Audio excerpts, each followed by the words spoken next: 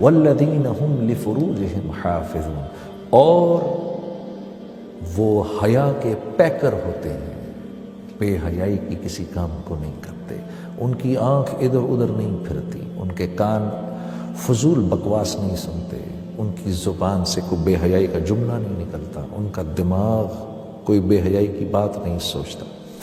کوئی نامحرم سامنے آئے، اسی وقت آپ نے نظریں جھکا لیں، اللہ کے نبی صلی اللہ علیہ وسلم کے ارشاد کے مطابق اسی لمحے تیرے پچھلے سارے گناہ معاف ہو جائیں گے۔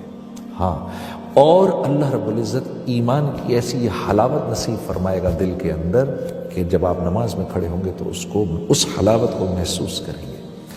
دل کو 4 راستے جاتے ہیں، نظر سے، کان سے، زبان سے اور دماغ سے۔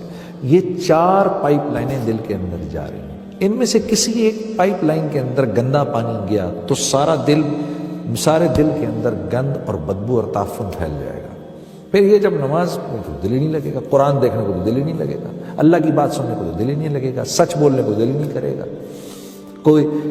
تو یعنی وہ کوئی ایسا کام نہیں کرے گا جس پر دل پر بوجھ آئے، وہ کوئی ایسا کام نہیں کرے گا جس پر نفس پر بوجھ آئے۔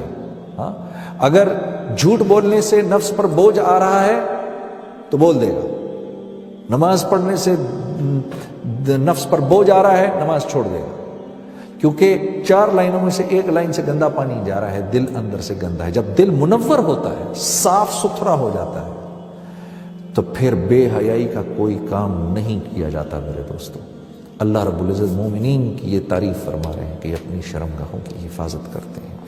ہاں، اللہ نے جن کے ساتھ اجازت دی ہے، اپنی بیوی کے ساتھ اللہ رب العزت نے اجازت دی ہے، تو اس میں کوئی پکڑ تکڑ نہیں ہے، کوئی ایسی بات نہیں ہے، لیکن اس کے علاوہ یہ کوئی بے حیائی کا کام نہیں۔ جو کچھ سنا گیا اللہ اس پر عمل کرنے والا اور آگے لوگوں تک پہنچانے والا بنائے۔ مزید اصلاحی بیانات کے لیے ہمارا یوٹیوب چینل ایمان و یقین کو سبسکرائب کریں۔